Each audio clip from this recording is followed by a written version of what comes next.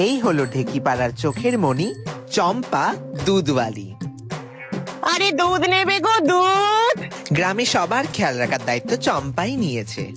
আর এই হলো গল্পের নায়ক রন সান্যাল, বদমেজাজি কাজ পাগল ছেলে। এই গার্বেজটাকে এখানে কে রেখেছে? My foot. ফেললো ফেললো ফেললো রে, আমার সব দুধ ফেলে দিল। এই আপনারা বড় লোক বলে কি আপনাদের কাছে গরিবদের কোনো দাম নেই?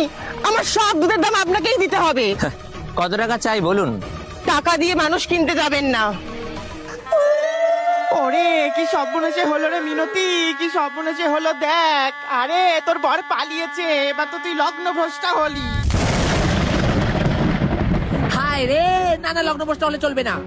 এই শহরে বাবু, এই তুমি বিয়ে করো, এই তুমি বিয়ে করো। হ্যাঁ হ্যাঁ, তুমিই বিয়ে করো। দেখুন, আমাদের বিয়ের সম্পর্কটা মাত্র 6 মাসের।